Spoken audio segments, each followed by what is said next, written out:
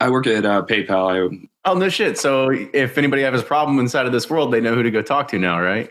This is true. This is true. Yep. I can catch fraud patterns, money laundering, you name it.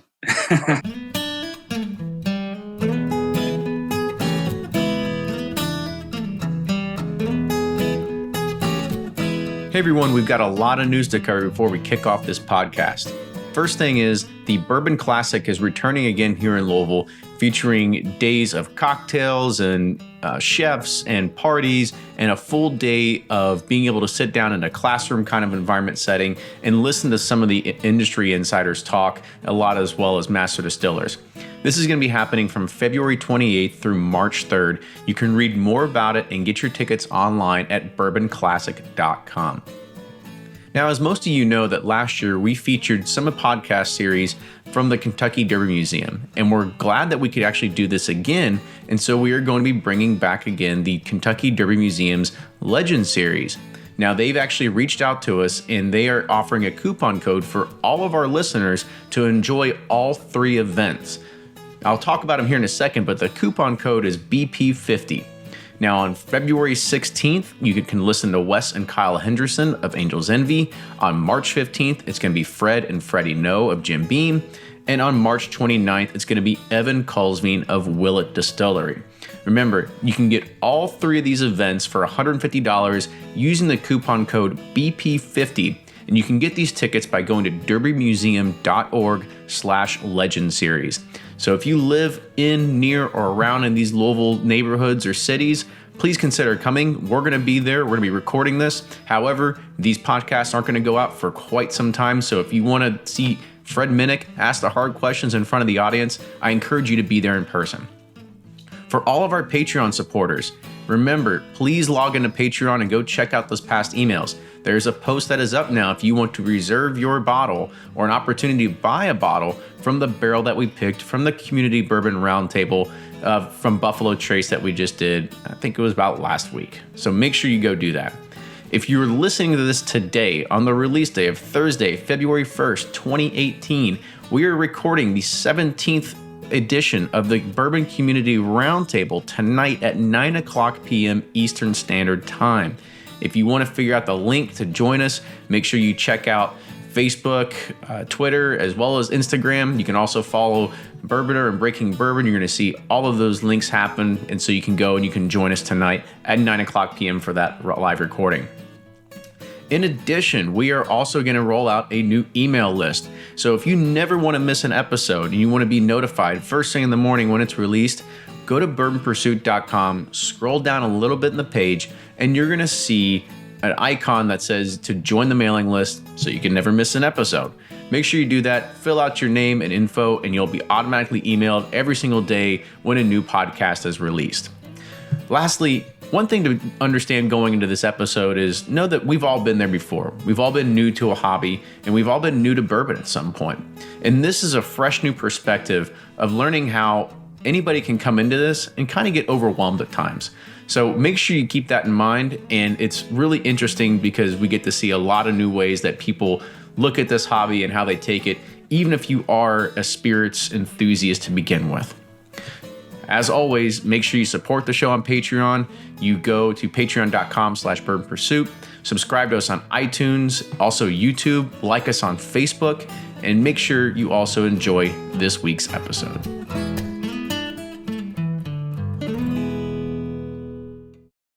From their bar to yours, Chad and Sarah of the popular YouTube channel It's Bourbon Night bring you their favorite at-home old-fashioned mix with the new Elemental Elixir's Golden Hour Syrup.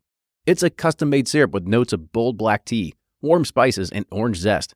All you need is your favorite whiskey and ice. No bitters needed. One bottle makes 16 drinks, so that's only $1 a cocktail before you add your own whiskey.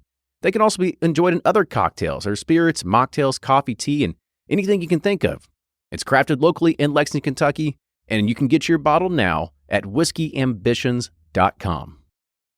Play Whiskey Wednesday, Round 11, the memory game. Until June 26, each week you can win one of our 12 incredible grand prizes. Select $2 at checkout. And if they match on drawing night, you'll win that bottle. Not a match? No worries. You still score a Weller 12-year. Every $5 ticket gives you 5 chances to win, including 4 weekly bonus prizes. Get your tickets now at give270.org. Charitable Gaming License ORG 0002703.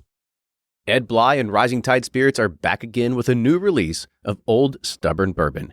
And this release of Old Stubborn is a premium hand marriage of 10, 11, and 12-year cask strength, barely filtered pot still bourbon. It comes in at a staggering 123.8 proof.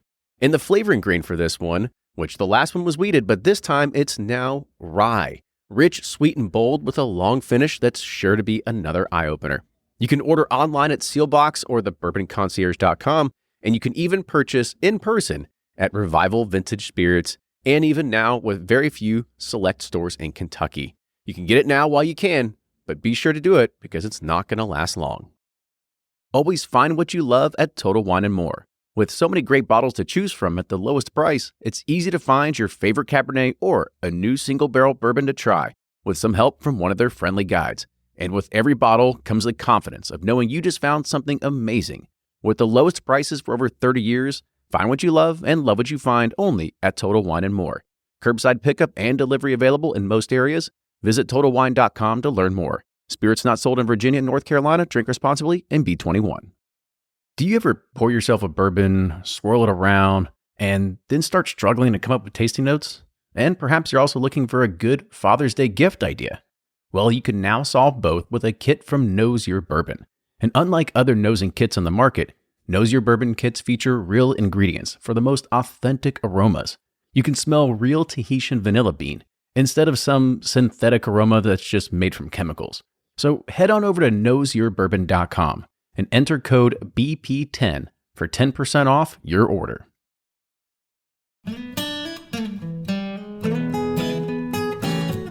Welcome back to the episode of the Bourbon Pursuit Podcast, the official podcast of bourbon. Just Kenny here tonight, but this is going to be a great episode because we're talking about something that is very familiar to anybody that's gotten into this.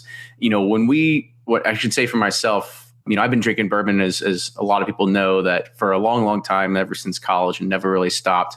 However, there does come a time when you start learning about, oh, what's next? Like, what can we get in front of? How do we get to that next stage of figuring out how can we learn more about bourbon? And then there's some people right now within this explosion that's happening that they're just getting into noticing more about the craft. They are desperate for more information, and then they take the deep end and they start doing what many of us are doing, and they start doing a small collection. So tonight, what we do is today we're actually recording it almost tonight, but today who we have on the show is somebody that's not new to spirits, but just now getting into the hunt of bourbon. So we have Darin Mellor on the show tonight. So Darin, welcome to the show. Hey, Kenny, thanks for having me. I'm really pleasured and grateful to be on the show. So we were talking a little bit before we started recording here and getting to the idea of how you are, like I said, you're not new to spirits, but you're getting into bourbon. So kind of talk about your journey and just that and sort of how it's led into what it's become today. But we'll talk a little bit more about what first attracted you to it. Is there anything that, really got you really into it, stuff like that, but kind of talk about your journey so far. So just like anyone else, I went off to the university, and of course I drank really crappy spirits and beers and whatnot. And then I decided that my palate was maturing as I was maturing, and I started to get into vodkas, and I really couldn't differentiate the high-end vodkas, Grey Goose, Ciroc, and all the other ones that were out there.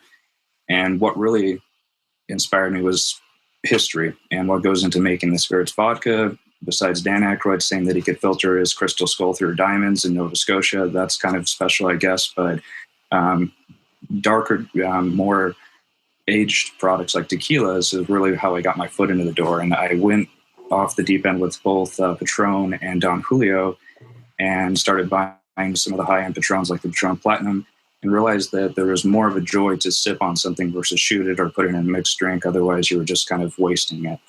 And then one day with a tax return, I was just really stupid. And I went to a grocery store in Iowa and talked to the spirits manager and said, hey, can you get me a bottle of Grand Patron Bordeaux? And he just looked at me like, are you crazy? And that's a $500 bottle of tequila. And he was one of 4 for the state that year.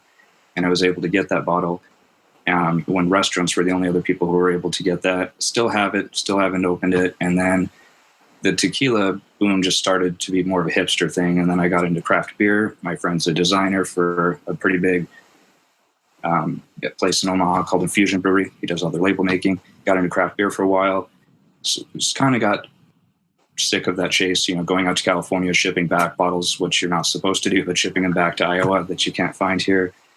And then from there, stumbled upon, when I was actually hunting for beer, bourbon, and the history behind it, and the fact that they can put something in a charred barrel and turn something into something very delicious and have such a different expression based on age, char, and climate and conditions of where it's aged, really is what inspired me to get into bourbon. And my first one was actually the Booker's Bluegill Creek, the 2016. So I haven't been in it very long. Okay, good. So we'll have a lot of good information to talk about. So I kind of want to rewind back and talk about the tequila and craft beer phase. So I don't know of too many people that are getting into the tequila movement and something like that. I've had the opportunity to sample a few good tequilas. Still, I have yet to jump the ship and go out and buy like 5 or 6 really good bottles of tequila. So what really made you get into that? Like, what was the attraction there? Well, I had a best friend that I met in college, and he and I actually would go and have lunch, and we were part of a restaurant's tequila club, and we would spend about $300 for lunch, and I ate 2 tacos, he had a taco salad, the rest was shots of tequila. Oh, wow. And they had 300 different varieties on site, and we started just going up the chain saying, okay, well, we have more disposable income because we're young and dumb and probably should have saved that money versus spending it, but moved up to Don Julio Real, 1942, and then moved up to the top tiers with Patron, like the Platino, Piedro, what didn't exist back then, and then the creme de la creme for them is called their Grand Patron Bordeaux, which I have a $500 bottle behind me. I've tasted it, but I still can't find an excuse to even open it. So what makes a $500 tequila a $500 tequila? I mean, I'm just not well versed in it yet, and we won't dive too much. But just the last question on tequila. No, totally. So with Patron and the higher end tequilas like Don Julio's Real is probably equivalent to it. They age it a lot longer than most tequilas, and due to the climate difference, like with Scotch, they have to age it longer because it's colder in Ireland. In Mexico, it's warm usually year round, and it's more temporal. So they age the tequila for over 12 months. They put it in French Bordeaux barrels, and it's pure agave, and that's why it's high end. So it's always going to be 100% pure blue agave. That ups the price. And then also the aging process. If it's a añejo or super añejo, an extra aged one like a 23-year-old bourbon, it's going to be more expensive. And their maximum age time frame is about maybe 12 to 24 months. All right. See, now I'm learning something about tequila. I'm just going to make sure I don't have to spin off, and then we'll start tequila pursuit at some point. But who knows? Yeah. So I also want to talk a little bit about craft beer, right? I've said it on before on the show that I have the utmost respect for craft beer collectors and consumers because it is not an easy chase. And there's so many out there. Like you could drink a different beer every day for the rest of your life for the next 70 years and still not drink every type of beer that is ever going to be in existence, right? And when you want to get good beers and you want to age them, you're paying up to 30, maybe even $50 for a beer, and that just sits on the shelf for a while. And then when you open it, you've got one sitting to actually enjoy it. So what kind of made you get into the craft beer movement and then also kind of get out of it? It's kind of like what you said. It's just that you only have one sitting to open it. And then also people just not knowing. One of my favorite ones is from Goose Island out of Illinois. They make a Bourbon County beer, which segues into bourbon. It's aged in used bourbon barrels and it's real syrupy. We've actually had people come over to a mutual friend's house and she just popped the bottle and was ready to pour herself a glass of it. And it's like, I think almost 12 to 14% alcohol by itself. And I got into it because of just the lure of being able to find it in different places, like traveling, kind of like when Chick-fil-A wasn't somewhere like it was in Nebraska and rubbing it into people who didn't have it when I was out of state. So the lure of it was, the collection and using apps like, and maybe this is a good idea for you to create is maybe like a bourbon app, but you would check into them. There's a app called Untapped, and you check into all the beers that you've tried. I think I maxed out at 544 different types of beers. And the funny thing about it was you could go to anywhere around the Midwest and not find a bottle of something, but you would be in Barcelona or Amsterdam or something like that, somewhere wonky, and you'd find something that it was impossible to find in the US, which that was kind of why I got out of it, was because I didn't want to, put my name in lottery, stand in line like the people do for the iPhones to get a certain beer. Like I said, that you can't really seal up and enjoy later. It has to be drank then and then only. Well, now you have to stand in lotteries and wait for bourbon. So now you're just kind of just trading one for the other. You got it. Yep. So, I mean, Bourbon County Stout is always one of my favorites. It kicks up to around 14%. It's a solid beer. It's like soy sauce, right? That's what it tastes like. And it's actually pretty hard to finish a bottle by yourself. Ever since 2015, when they actually made the bigger bottles and not just the regular size, you almost have to share them nowadays to be able to do that. But there is somebody that said, if you're really getting a beer, and this is something that I just learned about 2 or 3 years ago, was Sam Adams Utopia. Have you ever had that? Yes. Yeah, I've had that one. It's like molassesy, very, very thick. And it's like 100 or 200. It was, when I first saw it, it was about $100 for a bottle. I think it's gone over 200 by today's standards. But then also there's a whole other section. Like you guys were talking to the yeast guy on the show. They use spontaneous fermentation out in the California ones that specialize in sours. And they'll just open it up or throw in lactobacillica or Brettanomyces to create the sour beers. And also, which I said this to one of my spirit friends, he said, "Why did you give up beer?" And I said, "Well, the sour beer." And I said, "Well, because it gave me heartburn and it gave me indigestion." He said, "So now you're drinking, barrel-proof bourbon? That's better, supposedly?" And I said, "I think it tastes better, and I have to drink less of it to get enjoyment out of it." Absolutely. All right, cool. So we'll go. Let's kind of move into the bourbon section of this now. So you had talked about what really got you into bourbon was the idea that you could put something into a newly charred oak barrel, it comes out and it tastes the way it does. And you had, did you say Booker's Bluegill was kind of like that first one that kind of really hooked you? Yeah, I mean, I'm not really a big fan of Brown-Forman, but on my birthday last year, and it's coming up again on the 21st of this month of December, I went out with my parents, went to a sushi bar, had my first old-fashioned, and I think it was Dickel Rye was in it, and I thought it was bourbon, but my friends met up because one friend from the U.S. was back in town from South Africa, and we went to a bourbon bar called Green at the time. It's now called Proof, and sat down, poured some Four Roses, really liked the way that it tasted, and then started talking to the bartender, getting to know more about how it was aged. Then went home and just started doing what normal people do, top 10 best bourbons. And of course, Pappy comes up and the Buffalo Trace Antique ones. And I'm like, wow, I'm not going to be able to find these because I was Googling everywhere the prices. A, I couldn't afford it, and B, they're just impossible to find.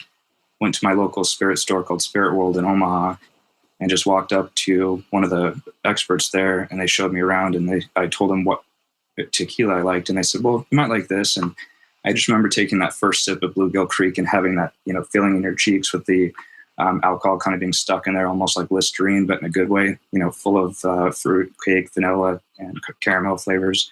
And then from there, I heard there was a price increase on it, so I started hunting every single 2016 batch I could. I got the February, not the March, because that was the rye, and I got Off Your Rocker and everything besides January of that year. And then I started moving into Blanton's because that was a smooth drinking one, and realized that the distillers know, how to proof it down. Blanton's is amazing. It's probably one of my go-tos, or Eagle Rare, as far as not putting any water on it, but still there's some lure to even, regular Stag, just that barrel proof, and just the fact that they can put in a barrel for X amount of years, and depending on what char level it's at, you're going to get different flavors out of it, and you can put two together. And I like your idea of blind tasting, because it truly, it's just, to me, the science behind it is beyond me, but it's just amazing how you can have two different distilleries create something completely different just based on changing one or two factors.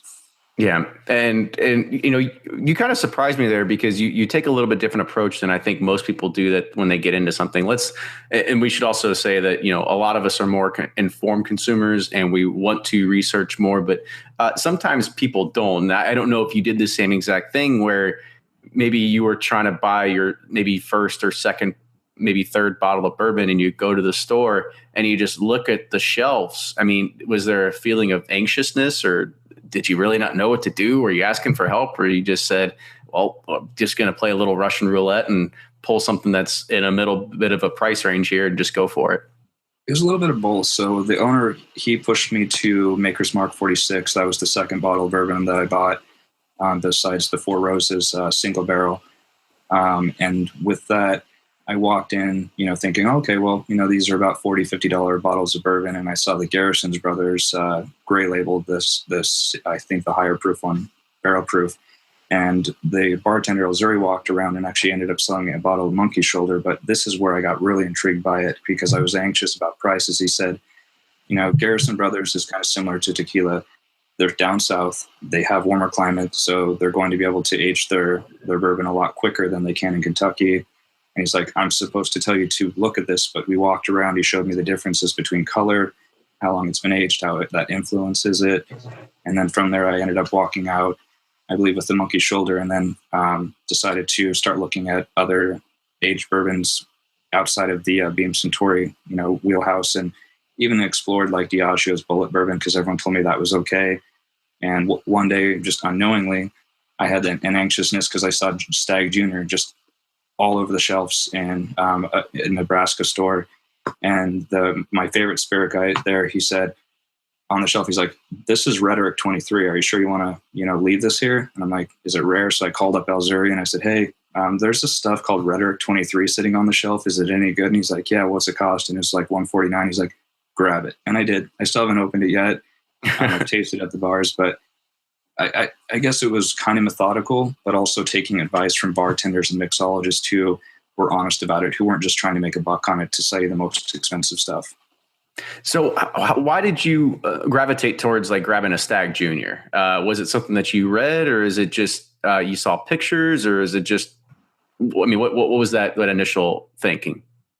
I like Buffalo Trace. I mean, my first two expressions from their distillery was Eagle Rare and also Blanton. So I figured that, Buffalo Trace puts out good product and it can't be too bad. And I saw Uncut Unfiltered on there. And that's goes back to the Beam Suntory Booker's variety. And I believe that's probably their direct competition, if there is any, between the two.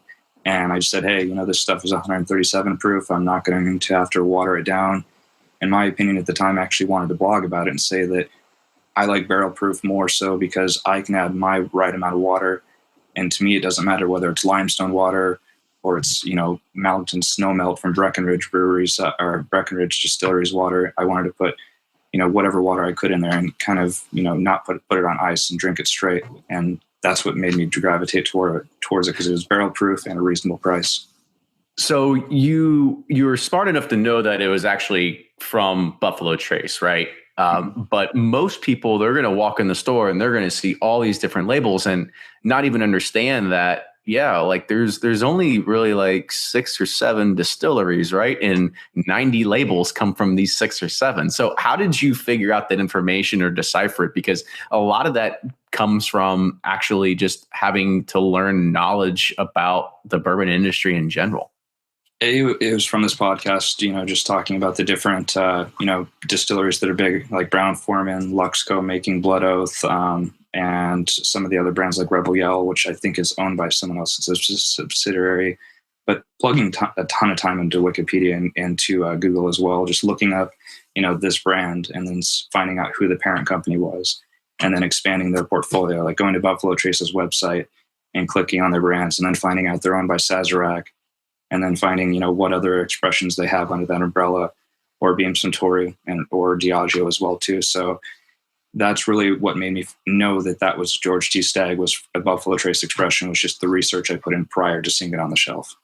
So what was your reaction? Were you like, oh, okay, I mean, I guess that's what it is? Or you're like, this is just a huge scam. Like they're like, why don't they just make one thing? And then that's just what they make. Well, I think it was a video I watched with Elmer T. Sitting in the room before. I think he's deceased, if memory serves me correctly. But he was sitting in the room tasting things blindly, going, with that turning table, the old way of tasting it. And I think that the way that they explain how they do things is what encouraged me to go that direction. I mean, it's just like going back to that starting point. It amazes me that you can put something in a barrel and it comes out based on different factors. Like, for instance, you and I had a conversation on Facebook about how Pappy 20 has that funk, but 23 does not. It's a lot smoother. And for some reason, I don't know if it's just what they put into that barrel, or what goes in the mash bill, but it's just how you can put something so simple in there and adhere to the laws of it being a charred oak barrel, 51% corn, and then the other factors that make it actually be able to be called bourbon, but yet you get something so different based on, how it's treated and a bunch of other things, or whether or not the yeast gets contaminated and things like that, or whether it's sour mash or sweet mash. Yeah, I don't want to dive in the rabbit hole, but that was an anomaly. Really, it is an anomaly because Van Winkle 20 has been one of my favorite of the expressions. However, the 2016 just wasn't good. I don't know why. It just wasn't. And then I haven't had a chance to try the 2017. And when you sent me that message, I was like, oh crap, it's going to be just like the 2016. So yeah, it just has that mildewy smell. Like, it's very earthy. If that's what the 2016 tasted like, that's what it is. Spot on. So now people know, go ahead and get rid of them. But anyway, so the other thing is, when you go and you start looking at the shelves and they're lined with all these things, you're becoming more savvy, understanding that a lot of these distilleries are pumping out more labels than maybe, I don't know, they're probably 4 barrels for every label they come out with or something, right? It's a ton. But what about NDPs? Like, was there a point where you didn't understand where this was coming from or what the idea of even source bourbon actually meant?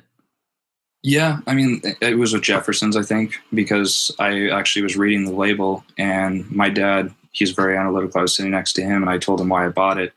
And he said, they're saying there that they don't make their own bourbon. They're sourcing it from, established distilleries, and they're experimenting.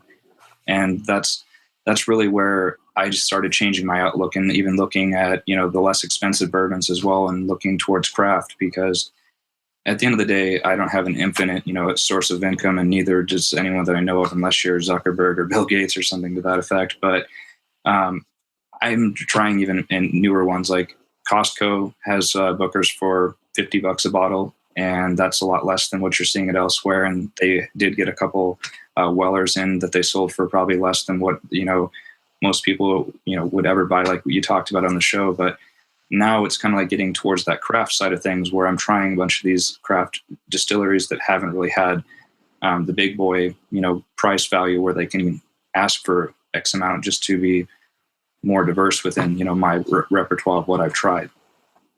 Absolutely. I mean, what is your idea of craft so far? I think that they're doing pretty well. I mean, I don't really care for Breckenridge. I think that it's kind of weird that it says that it's only aged for 2 years on the back of the bottle. I mean, it's still an age statement, which is nice. But at the end of the day, some of the craft ones are good, but some are, they can be kind of garbagey. But they're trying to push out the best product possible so they can compete with the big boys and actually stand out. And maybe their end game is to be acquired by them, because, I mean, not a lot of people know that, Diageo owns this, and the Sazerac owns Buffalo Trace. I mean, it's just, I think that they're trying to push out the best product to get their foot in the door and use word of mouth advertising. Because unless it's Mila Kunis dancing over a bottle of, whatever she's advertising for Jim Beam. Yeah. You don't get to see, advertising besides people like us chatting about it. Right. Absolutely. So another question back on the NDPs real quick. When you started researching it and you became more aware of what an NDP was and what to look at the label, has that affected your buying habit to be able to say, I'm only going to buy something where I know where it's coming from? Or are you saying, I'll go to whim? Like, if it says it came from somewhere in Indiana, I know it's MGP and it's going to be probably a decent product. I would say that it swayed me at first, but literally, to be honest with you, sometimes I'll go to breakingbourbon.com and just get their straight up review and see whether or not it's a good value, because I think that they pour a lot of thought into there, as they discussed in your roundtable. And I think that just looking up reviews and seeing whether or not people say it's worth it or whether or not it's a pass, like when you guys tasted that Orphan Barrel that, was pretty much overhyped Crown Royal and said it was crap. I probably would have bought it if I wouldn't have, heard that, or there wasn't an article out there, reflecting that. So to me, it doesn't really it's so much where it comes from. It's the end product and what the juice inside the bottle actually tastes like, and what people have said about it. And Right. So I'm not going to let their opinion completely sway me, but it's also going to keep me away from blowing $100 on something that is garbage. Absolutely. So Catch-22 asked a question. He said, I'm curious if by now, if you found your palate preferences yet, and how's that journey progressed? Or are you still trying to figure that out as you go?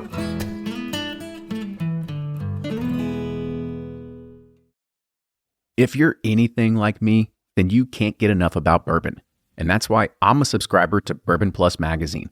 Bourbon Plus is a quarterly publication that tells the stories from the heart of bourbon, the farmers who grow the grain, the distillers who labor over the process, and the people like you and me who raise their glasses to celebrate it all. Subscribe to Bourbon Plus magazine today at bourbonplus.com, that's PLUS.com, and use code PURSUIT at checkout for $5 off your subscription. Shopify's already taken the cash register online, helping millions sell billions around the world. But did you know that Shopify can do the same thing at your retail store? Give your point of sale system a serious upgrade with Shopify. Shopify's point of sale is your command center for your retail store. From accepting payments to managing inventory, Shopify has everything you need to sell in person. And with Shopify, you get a powerhouse selling partner that effortlessly unites your in-person and online sales into one source of truth. Track every sale across your business in one place and know exactly what's in stock. Connect with customers in line and online. Shopify helps you drive store traffic with plug-and-play tools built for marketing campaigns, from TikTok to Instagram and beyond. And get hardware that fits your business. Take payments by smartphone. Transform your tablet into a point-of-sale system, or use Shopify's point-of-sale Go mobile device for a battle-tested solution. Plus, Shopify's award-winning 24/7 help is there to support your success every step of the way. Do retail right with Shopify. Sign up for a $1 per month trial period at shopify.com/bourbon, all lowercase, and go to shopify.com/bourbon to take your retail business to the next level today. Shopify.com/bourbon.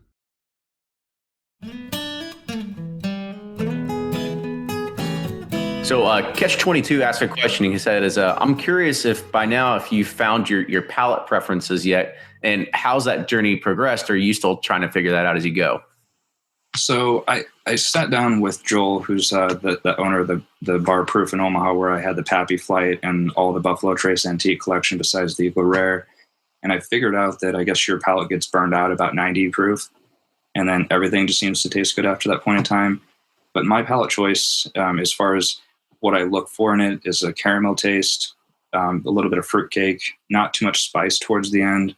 But I like a long finish where, you can have that aftertaste of vanilla. That's what I was chasing, even going back to the tequila days with Cabo Wabo Uno, Gran Patron Burdeos, and even Don Julio Real, versus like even a lower rung tequila, not just backtrack tequila, but to Don Julio 1942, it doesn't have that same finish on it. So definitely that's how I was able to get into Booker's, was because I was able to describe my vanilla and caramel and kind of that brown sugar taste to it.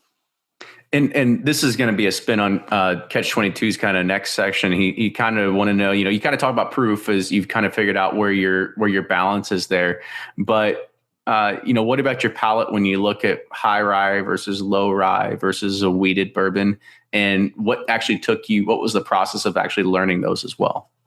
Tasting, and also essentially just experimentation. I bought Blood Oath on a whim, and that's a high rye bourbon. The Pack 3 is, at least.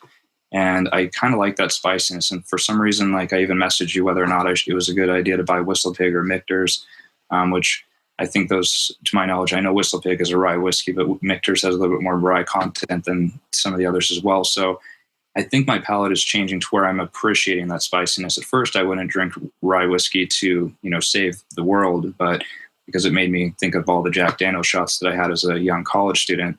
But now that we're seeing more mature ryes in there, and it's more of a delicate rye taste, I'm kind of migrating into it. It's growing on me. Okay, good deal. So what actually, I guess this is one of those things, if you're not new to bourbon, you look at a shelf full of things and you see bourbon whiskey, and then sometimes you look down and you see rye whiskey. However, there are different rye contents. There's different wheat contents. Did you ever even think to yourself, like, I didn't even think about, this is a wheated bourbon, this is a rye bourbon. What was that process of figuring that out as well? That's also was trial and error. I mean, I didn't know that a wheated bourbon was going to be smoother, and that's why I liked Weller, and also why I think that I gravitated towards like the regular green label Weller that you can find sometimes. And I was looking for more of a smooth bourbon because Booker's and some of the other ones, they punched me in the face, literally, like when you drink it, because it's so hot. And like same thing with Baker's, or to me, Basil Hayden isn't as smooth as what some people say. But my development was that now that I've experimented the barrel proof, and I don't like to water down because I probably am not good at putting the right amount of water in there for, having a good taste for what my palate wants. I'm just looking at the shelf and saying, I'm going to pull the trigger on this and see if it's good. And if ends up being a bad choice, I'll end up sharing it with some friends maybe that aren't as close to me or as, into bourbon. Or if ends up being good, then it's something I'm going to rebuy. I mean, it's when you're looking at the shelf, a lot of the times I'm looking at it like a deer in the headlights, and have my phone out, Googling the bourbon, seeing how good it is. And then from there, that's where that anxiety comes in of what to pull. I mean, there's lots of times I've walked into the store, looked at the shelf and said, yeah, nothing's just jumping out at me. And I would just walk out with nothing. I mean, you kind of really jumped all in. You talked about the very beginning of just buying Booker's, right? And you're talking 115, 120 proof right off the bat. What made you go with something that is barrel proof? Because that's not typically the first foot forward that we see of most bourbon drinkers, right? Yeah, so I think it comes from just drinking vodka, because when I drank vodka, I didn't mix it with anything. I drank straight up martinis, and I wanted to control, like, even though I'm horrible at it, control the water that was in there. And for some reason, I thought that the distillery controlling the amount of water in there was a misstep. So I think that I was wrong at first by thinking that. And now I'm appreciating even regular Angel's Envy that's only sitting at 90 proof, and it's very smooth and easily drinkable neat, because I don't really like to put ice on it, and I like it to, sit there and sip on it. So I think that jumping straight into that was literally just a mistake, to be honest with you. Yeah. It's funny you call it a mistake. I mean, but it's one of those things that you kind of like, you almost like skip the step there, because it's typically most people, they'll start off with a Makers or a Bullet or something like that, and then they'll find their way to a Booker's or to a Stag Junior, and then so on and so forth, right? So it was interesting that was the first step that you did take. Yeah, I think part of it's also my upbringing too. My mom and dad are all very frugal people who've saved their money, and my sister and I have always had the champagne taste on a beer budget. They got her back in the 90s I think a Ford Tempo, and she had to go out and get an IROC Camaro. And I've been the same way. Like, my parents gave me a 92 Explorer. It wasn't good enough, so I had to trade it for a Beamer. I mean, just things like that. I think that's probably why it's just the lure of saying, hey, because also social media influences, as well as being able to post, hey, I have this bottle of Rhetoric 23. Does anyone want to come join me in tasting it? Or being able to have that bottle and get into like whiskey tasting groups locally, because you have that bottle and you have something to bring to the table. So we'll talk about social media here in a second, but I want to give a shout out to somebody else that is on the live chat here that's a Patreon sponsor. And I kind of just put in there and said, share any thoughts of what was surprising or frustrating when you first got into this. And Brandon Griffith said, the biggest shock to me was the price that can vary so much from store to store. Did you experience that as well? Because now that you're seasoned, you sort of understand that there's some stores that are just going to charge $1 or $2 more. Costco's always going to be cheaper. So how did you find out about that? Just from going from store to store, like when I was first hunting for Booker's, the whole 2016 series that I could get my hands on, I noticed the store in Papillion, Nebraska, which is a suburb of Omaha, was charging about $5 to $10 more than what the one in Midtown Omaha was charging there. And I asked the manager, they said, well, it just depends on really, and it was both Hy-Vee, which is the big grocery store chain that we have here in the Midwest. They said it just depends on how much we want to charge for the markup. So the price gouging is a real thing. And I think that, not looking what the fair price value is something that can burn you at the end of the day. Because if you walk out of a store and you paid $10 more than retailer, you go to caskers.com and pay the shipping and pay their extra markup. It kind of makes you feel like an idiot. Like my first bottle of Angel's Envy, I think I paid $75 for it. And now I just bought it from the store now that's available in Iowa and Nebraska for what, $49, $59. Mm-hmm. Yeah. So, you end up learning those little tricks over time. Catch-22 has another question for you. You know, you see all these stickers and hang tags that you see on bottles when you go to the store, and a lot of them are saying it won a double gold at the San Francisco Whiskey Awards. Did any of those have any factors into your buying decisions early on? No, because I think that a lot of that can be influenced by hype and sponsors and people who are influencers that just say that something's good. Like the guy who wrote the bourbon book. I mean, yeah, Booker's Rye was a good bourbon. But I think that the grassroots movement, the people that are real like you and me, and the people who write for the people who join your roundtables, who blog about it, they're the ones who really don't have a vested interest in saying this is going to be good. It's kind of comes from my photography background. If you're sponsored by Canon, you're going to say everything Canon is good. You're going to say everything from Nikon is crap. So that's really what made me pick my bourbons and choose them more wisely, was going from the reviews from grassroots versus saying, well, this is a gold medal. I mean, to me, an award is an award, and it's probably well earned. And, you know, I'm not trying to bash on those awards too much, but I would rather hear from a human being who's actually tasted it, that's down to earth. Right. I mean, that's one of those things that I think a lot of people don't understand, is that it's a pay to play scenario. Mm-hmm. And not only that, is when you have been entrenched in the market so long, like, you don't see Jack Daniels entering themselves into whiskey competitions, but they're the number one whiskey that sells across the entire globe. Right. It's one of those things that I think it's more marketing than anything. So, you end up, getting through that. So I kind of want to move on to a little bit of the social side. So have you come to find yourself familiar with Facebook groups and Reddit now that you're actually getting into this? And how did you, I guess it could just be word of mouth, or could just be research of how you found out about them as well?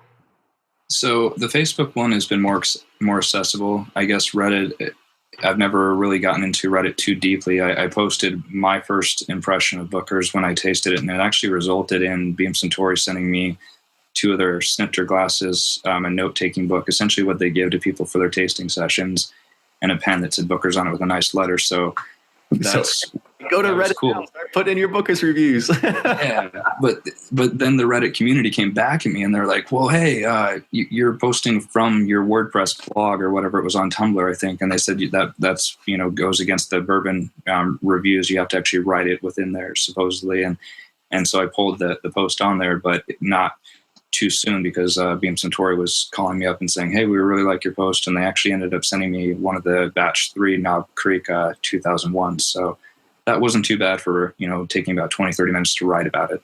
Yeah, I think that's the biggest incentive of doing it as well. Oh, heck yeah. Getting free stuff. Yeah. Who doesn't like that? Yeah, Reddit's about to blow up now. If it wasn't already big, now everybody knows that you get free stuff if you put Reddit reviews. I think that's an easy way to do it. So let's talk a little bit about when you get into whether you're reading reviews on Reddit or whether you're coming into some of the most popular like open sites that are on Facebook. What are your initial thoughts? Do you just become like anything? I come from the tech world, right? And you do too. Is that you just have to be a lurker at first, and you kind of have to understand how this all works, or do you just jump head in? I think more of a lurker. I think the smartest people out there are the ones who are quiet and listen. And if you go and pretend like you know it all from the beginning, as soon as you say you get it and know everything about bourbon, then I think you're shutting off your ability to want to learn more about it.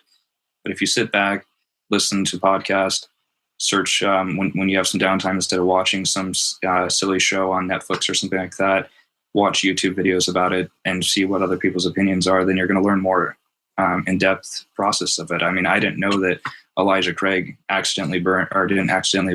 burn the barrels to get the fish smell out of them. And that's how this accident that we had that bourbon was created. I mean, was just in a YouTube video I found one day, and that really helped me gain that appreciation of it. So, I mean, when it comes down to it, I mean, I am just so entrenched in it because the history. I mean, the fact that, everything ended up under so many few umbrellas, and the collaboration during the hard times in between each distillery, even though they're actually adversaries of each other, or competition. That's what really draws me into it, is because it seems like it's a family, even though we're all competing to try to get the same stuff when it comes to the rare allocated stuff. Well, don't look too deep about what people tell you of who made the first charred barrel, because honestly, the fish smell, that's the first time that I've ever heard that one. So yeah. it's Okay. yeah, I mean, don't get me wrong. Like, there is the lore that Elijah Craig, I mean, I've heard the one where his house burnt down and then he got the idea to char the whiskey. I mean, it's all lore. Like, nobody has any clue of where it first started, right? So, True. I mean, you could take it to that. You could take that, at one point, Michter's was saying that it was the original whiskey that George Washington used to drink. But, it's just marketing, right? At the end of the day. It's lure. Yeah. It really is. So you always have to take those a little bit with a grain of salt when you come from the marketing side. So a little bit more when you get into the groups in themselves. You said you kind of sit back and you listen and you become a lurker for a little bit. Was there anything that was brand new that you were kind of like taken back or surprised about when you are trying to read these forums, that things are maybe a little surprising that you didn't really understand maybe what people were talking about or anything like that? I would say it's the allocation side of things, because I was really surprised when I heard that episode about allocation, when you had the big 2 stores online talking about how it's essentially pay to play. How many bottles of Fireball you sell will determine whether or not you get Pappy or whether you get Buffalo Trace Antique Collection. And that was really surprising. So actually, I called Buffalo Trace's customer service and I said, hey, I want to make sure that Republic National Corporation, which is Omaha's or Nebraska's distributor, is not holding it, and that the stores aren't holding it to sell to their friends, because that seems to be completely unfair. And I used the example. I said, the iPhone X is coming out. They can make more of those things, but they can't create a time machine and go lay down more bottles of Sazerac 18 years ago. And say, oh yeah, people are going to go ape over this in 2018. So with that, I called him. I was very surprised to get a call from a Sazerac rep that actually does the Nebraska area. And he explained to me that, hey, we don't really put up with any of that secondary market type stuff where people are trying to resell it. And then also, we're really not into we're making sure that our distributors and the stores are not holding back bottles. Everything's just, once it's on the shelf, it's going to fly off. And he said, explain to me that they really are looking for impressions like we talked about earlier. We'll kind of talk about that, right? Talk about the impressions, because, it sounds like it's a good story. It's it's about as honest as he can give it, but it's probably not the actual truth of what happens, right? Yeah. So he said the state of Nebraska got 40 bottles, I think was the number they told me, of Sazerac 18. And he didn't tell me how many of the other runs out of that antique collection were received, but he said that they're looking for impressions. And it's been said on the show before that bourbon drinkers were probably the greediest people out there, because we want to sit there, be able to, have a sip of Pappy or whatever, our favorite bourbon, 3 or 4 nights a week for a couple months till it's gone. But that's one person enjoying it. You may, share it with someone else. Like, one of your mutual friends that likes bourbon, you may take it over to a family gathering and there's 15 people who try it. But Sazerac's rep literally said they would rather have their bourbons behind the bar, because then people are buying it by 1 or 2 ounce pours, and they're getting 25, maybe 50 people drinking 1 bottle of something. And then that's how the word of mouth advertising spreads, because word of mouth is so powerful in the business. And that was his straightforward answer. And I said, okay, well, I guess it is what it is. And I said, but it kind of, I guess, gives some validity to the scarcity. At least I believed him in good faith that it did, more so than, how many more bottles are they going to find that are orphaned, that Diageo says is scarce, to put a price tag and a story behind it. So what led you into kind of like just jumping in? I mean, you had mentioned you sat at the bar and you had a flight of Van Winkle, a flight of Antique Collection. And for me, it took me years. I mean, I was a bourbon drinker from starting in like 2006, right? It's kind of when I first started. I didn't really even know that Van Winkles and even Four Roses Limited, they didn't even exist to me until about like early 2013. That's when I even found out about them. So how did you kind of just start to get into this, and then all of a sudden you learn about these high end and rare releases? the relationships with the bartenders that I would see, and they would be excited about it. They would say something special is coming in, and I didn't know what it was. And then also just, I think that with the influx of the bourbon bubble growing, there's been more people talking about it. And if you just search top 10 bourbons or best bourbon out there, you're going to have those ones listed. And I think it's just part of that. Going back to my champagne taste, I want the best of the best. Right. Instead of, trying stuff that may be a better value, like if you go for an Evan Williams, the one that the guy brought back, the one with the wrong label, that was on a previous podcast episode. I mean, those are probably a better value, but to me, I just want to say the best. I guess that's could be probably classified as possibly a little bit narcissistic. It could be. Yeah, it could be. It's always a thing is when we talk about this stuff, because I don't like to always talk about rare stuff, but it just happens because it's just what's exciting to talk about. But it is. It's like, am I creating the problem or are you the problem? Because you're new to this and you go and you start. You just want to get into it and get all the high end stuff right away.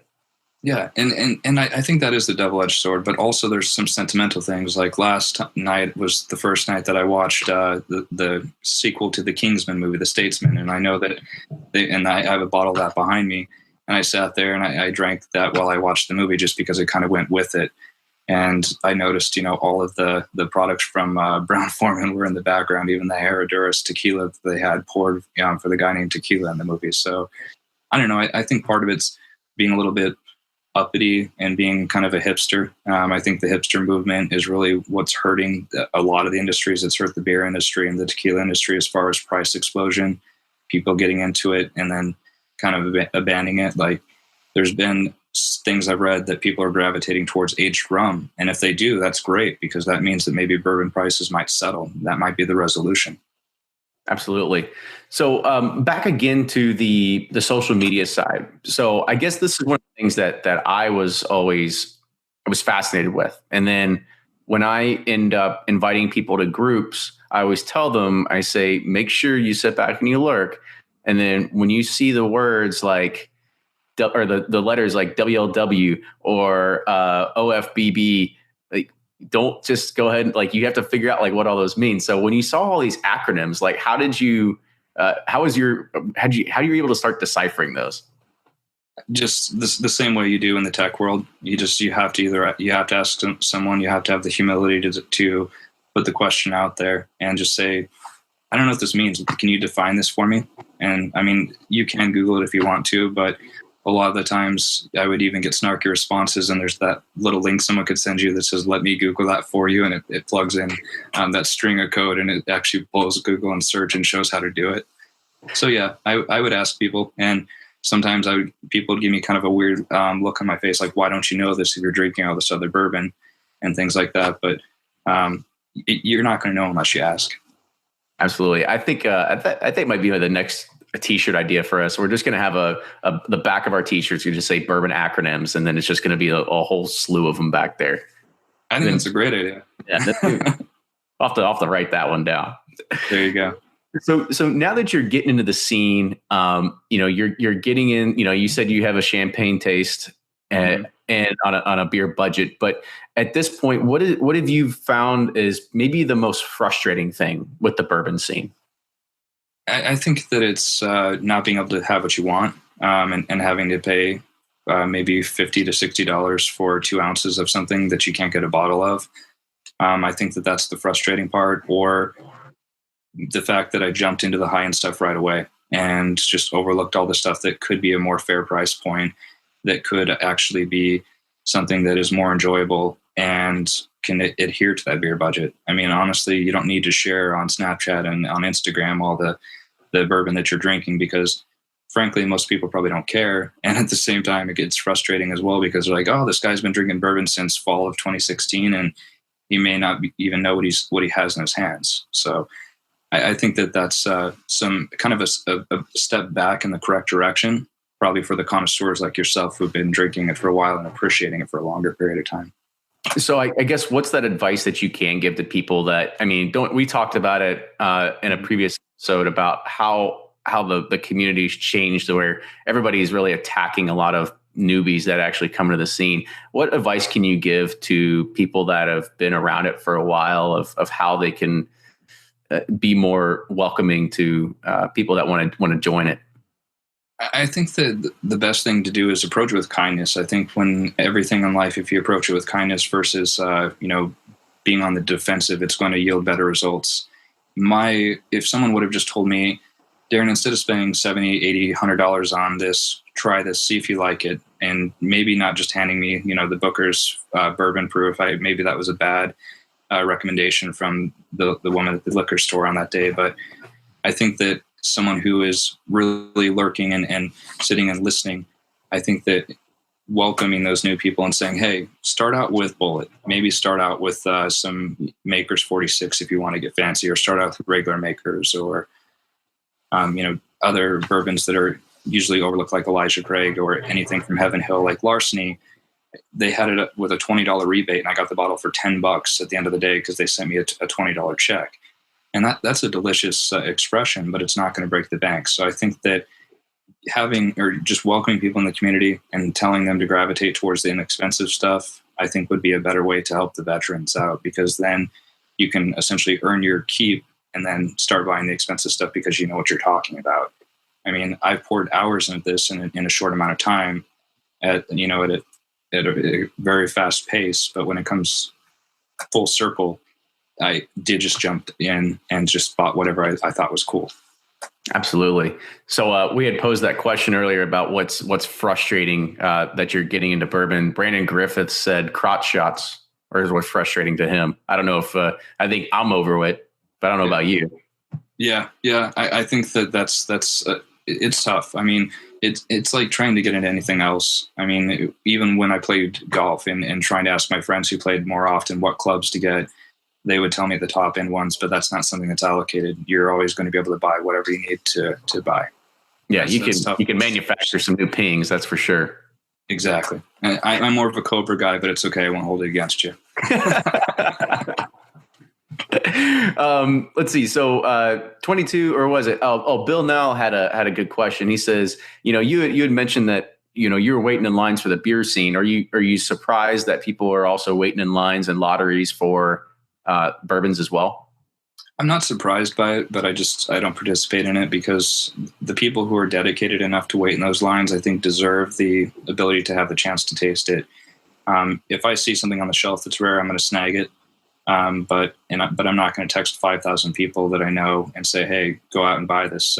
Because I want those people who are veterans, who not truck chasers, but people who are out on the hunt, just regular average Joes, to be able to have those expressions that they seek and not just, stand in line in there as a newbie. I don't think that a newbie really has a place to stand in line and do that, because you couldn't even really have the banter, the conversation with someone. You could listen, but I don't think you could really add any value to the conversation while you're waiting in line with those veterans.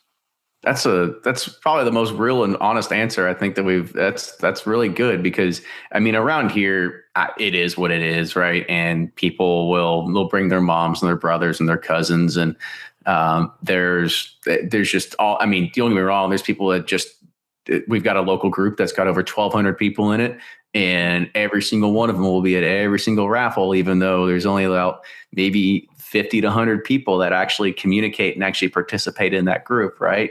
A lot of them are not only they're lurkers, I would consider them leechers of what's going on, but that's just me. So we'll wrap it up a little bit. So one of the last questions, there was a pretty funny one that was coming from Catch 22. And he said, and it applies to me too. He says, have you started hiding bottles from your wife or significant other yet?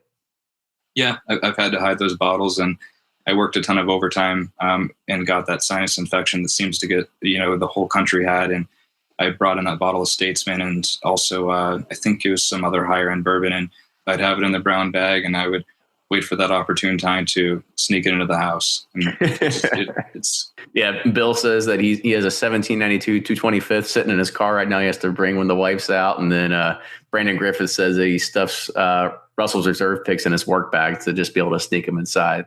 So, and yeah, I got to do the same thing, right? I mean, it's just they seem to multiply like bunnies every single time I go to the store, and I can't help but help support my local. And when I do that, I've got more bourbon than I could probably drink, at least in this lifetime. But that's okay. Yeah, there were 12 extra bottles that I just took in for recycling on the shelf behind me, which is my dresser. But with that, it was kind of sad because I turned them in for a nickel a pop, which is Iowa's return rate, and I'm like, some of these were quite expensive, and it's hard to let them go, but it looks a little bit better as well, not to have all those empties. At least you get money for them. I get to turn mine into somebody that's been on the show before to turn them into candles. That's all I get out of it. So not too bad. Yep. So Darin, I want to say thanks again for coming on the show tonight. It was a pleasure to kind of get the ideas of what it's like to be, getting new into the bourbon scene and understanding, what are the frustrations, what surprises you, everything like that. So I think you did a really good job of explaining what it is to a lot of people, because we've all been in your shoes at some point, right? Oh yeah. I mean, and honestly, it's just kind of like anything else. You should probably dip your toes in it before going full force, because regret is something that you can't go back on. And I mean, I could have easily bought probably a dozen bottles of Russell's Reserve, and that's an amazing bourbon expression, in my opinion, for a good, fair price. And instead of buying, rhetoric that I'm probably not going to open up until I can find a good occasion to do so. Well, good deal. So Darin, again, thanks for coming on. So I guess if you want to pitch your blog, you can go with that. If you're putting reviews on there, if you've decided that, hey, I'm going to get free stuff by putting on Reddit, then what's your Reddit username too? Blog, actually, on Mind of Things, it's called Wrecked Millennial, because I was actually feeling sorry for myself with the whole student loan debt situation, and the company's not really liking you having a master's, but it's Wrecked Millennial. There's some posts on there, and I also plan on opening up a YouTube channel. We kind of leaked it out earlier when we were talking privately. It'll be Gratitude is what my pen name is going to be, and I'm going to be doing some product photography of the bourbon using my photography background. So it'll look professional, like it's been done, by one of the brands, and that way we can, maybe highlight some of the bourbons out there that don't get as much publicity. Well, good. Then you can give that Instagram icon, Whiskey with a View, a run for his money then, right? Yeah. And if anyone wants to check out the current photos that I've shot that are non-bourbon related, it's MEMPXL on Instagram. And there's photos that my dad and I have shot. We've been lucky enough to travel to Europe multiple times and also to China, which gives you a whole new outlook on the world when you get to see all those different cultures and how they live versus how we live here in the States. Now, aren't you mad that you weren't trying to hunt for bourbon back in Europe and China when you were there? Yes, yeah, that is a regret as well too. Instead of looking at beer. Believe me too. I remember even years ago traveling for work, and I was just like, man, I was in Minneapolis and Arizona and like all these places, and this was like before the craze happened. I was like, why did I not buy? Yeah. If only there was a time machine, I would go back and get it all. And then what I would do now is pay it forward to all the veterans who have been looking for it like you, and I would hand it out. Honestly, that's the only reason I went and got my master's, was because I wanted to get to a financial position where I could do what that guy does in Kansas City and give people $100 on Christmas who need it. Give back, pay it forward. And look at you. You can. You're a saint. Hey, I appreciate it, man. I'm ornery sometimes, but I want to make sure that I can leave people in a better place than where I found them. And I think you guys do that with every episode you push out. I appreciate it, Darin, and you're a good human for talking about that too. That's awesome. I know you're definitely better than most of us who are the most selfish people in whiskey are the bourbon lovers. So hey, give yourself some more credit, because you're doing a good job, and I appreciate everything you do. And thank you so much for the opportunity to sit down and chat with you today. You got it. Well, thank you, Darin. And if you like what you hear, make sure you support us on Patreon. It's patreon.com/bourbon pursuit. You can also subscribe to us. Actually, always subscribe to us on iTunes. Also subscribe to us on YouTube. If you're one of those people that just loves to watch the video and have it playing in the background, or you're sitting there at work, go ahead and make sure you subscribe there. And then also follow us on all those great social media channels, Facebook, Twitter, and Instagram at Bourbon Pursuit. If you have any questions, if you have any show suggestions, you want to send us hate mail, you want to send us fan mail, you can do that as well. It's the duo, THEDUO at bourbonpursuit.com. With that, Darin, thank you again for joining the show, and we will see everybody next week.